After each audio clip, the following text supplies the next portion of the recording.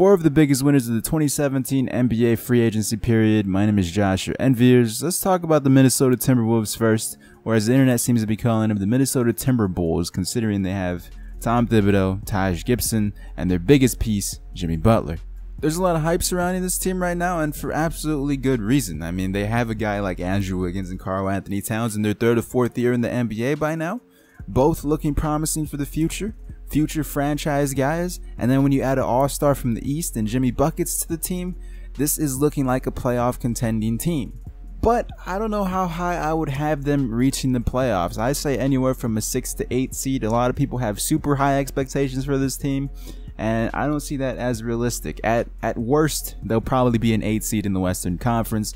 But hey, that's a good thing. Making it to the 8 seed as a Minnesota Timberwolves fan, you should be happy. They haven't been to the playoffs since like 2004 or something crazy like that. So the ceiling for this team shouldn't be top 5 in the Western Conference immediately. I mean, that would be nice, but I don't see that realistically happening, considering they don't really have a bench at this moment. They also traded Ricky Rubio, which I've been hoping that they've been trading him for years and years now. I mean, he's a solid point guard, not the player he was expected to be when he entered the league. He just can't shoot.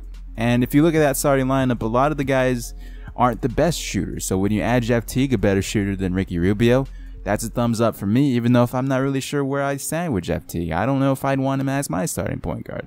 If you're a Minnesota Timberwolves fan, you got something to cheer about. This is amazing. They did amazing in this offseason. Next up, we have the Oklahoma City Thunder, who traded away for Paul George this offseason, traded away Victor Oladipo and Domantas Sabonis for him. And essentially a year ago, they traded Serge Ibaka for these two players. So Serge Ibaka for Paul George, not a bad trade if you're a Thunder. They were also able to sign a guy like Patrick Patterson to stretch four, which they desperately needed after trading away Domantas Sabonis. They're definitely going to need to fill in that power forward position, because who's the backup power forward? Is Enes Kanter going to swing over to the power forward too, and Doug McDermott and Jeremy Grant? Because I'm not sure how I feel about that, but we'll have to wait and see. Luckily, they were able to draft a nice scoring 2-guard in Terrence Ferguson. Hopefully he gets some PT this season. I like the projected starting lineup. This is a top 3 team, possibly in the Western Conference, for sure top 4, because the Jazz and Clippers kind of fell off after losing Chris Paul and losing Gordon Hayward. It's going to be fun to see Russell Westbrook and Paul George play together. Hopefully they're able to keep Paul George and he doesn't walk for essentially nothing in the 2018 offseason. And speaking of Chris Paul, let's talk about the Houston Rockets. The biggest trade, actually, I don't even know if this is the biggest trade. There were so many good trades and probably so many more trades to come. I don't know which one's the biggest trade, but I feel like this one right here, this one derailed the Clippers. And I know what you're thinking. The Clippers are nice right now. You know, they kept Blake, signed him to max, which I'm not sure if he's worth that money because he's always been injured. And they kept DeAndre, and they also were able to sign a guy like Danilo Gallinari, but who's their point guard? Is it Patrick Beverley or Austin Rivers? I don't know if you know this, but Chris Paul made the Clippers the Clippers. You know that, right? Like, he made DeAndre the player he is today. So when you're having a guy like Patrick Beverley or Austin Rivers like dishing it out to Blake Griffin and DeAndre, I'm not sure how that works. But I'm not really sure how Chris Paul and James Harden work either. I mean, at least Chris Paul's a defensive point guard. James Harden loves the ball in his hand, and Chris Paul even said himself that, hey, I'll be more than happy to, not dribble the ball as much this season. We'll see. We'll see.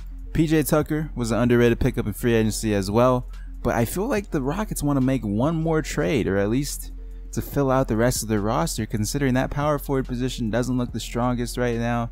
The backup centers don't either. But the Rockets might have climbed from a top 3 team to the top 2 right underneath the Golden State Warriors this offseason. It really depends if Chris Paul and James Harden can play well together. I hope they can, because if they can, this team's going to be fun to watch. I don't know if they could beat the Warriors. Probably not, but if they're able to get a guy like Carmelo Anthony, who said he'd waive his no-trades clause to come to Houston, he might make the Rockets a threat to beat Golden State. Probably not beat them, but at least take them to 7, something that didn't happen the entirety of the 2016 or 2017 NBA playoffs. Anytime you're able to add a talent like Chris Paul, you're winning. Lastly, let's talk about the team that made the most sleeper moves in my opinion, the Charlotte Hornets. They were able to draft guys like Malik Monk and Dwayne Bacon, They're traded Miles Plumlee, Marco Bellinelli, and I think a draft pick for Dwight Howard. I really like Dwight Howard with the Charlotte Hornets. I feel like it's a good fit. And it was a player they really needed. You know, they had a guy like Cody Zeller, but Cody Zeller was out with injury a lot last season, and they had Frank Kaminsky step up, and he didn't seem to be the option at center. So now they have some insurance with Dwight Howard. Who knows if Cody Zeller and Dwight Howard are going to be starting together, but that'd be interesting to see if it happens. This trade also got rid of some disgusting contracts, specifically Miles Plumlee, who just did not play up to what he was worth. So that's always good when you're able to move something like that. And now the big risk they took in the offseason, and so far they're only signing, I mean, their team looks pretty heavy under contract right now unless they make some more trades, but Michael Carter-Williams. Now he's essentially the backup point guard to Kemba Walker. In the Chicago Bulls, he wasn't the backup point guard. They had like 50 point guards, so he probably didn't get that much time, and if he did, it probably wasn't good, and he turned over the ball a lot. This is a perfect situation for him to be in my opinion. I mean, Kemba wanted him there, and I don't think he's a starter in this league anymore. Back when he was a rookie with the Sixers, I think that was just the anomaly, considering they were the Sixers and they were one of the worst teams in NBA history at the time. So it's really a risk having Michael Carter-Williams be that backup off the bench. But hopefully he's able to turn his career around with this season with the Charlotte Hornets, because he has plummeted pretty far considering he's like 6'6", 6'7". As a point guard, that's nice height. But at the same time, when you suck at shooting and when you just turn over the ball a lot, it's kind of hard for any team to give you a chance. But with that said, those are my 4 biggest winners in the 2017 NBA free agency off-season period. Let me know your 4 in the comment section below.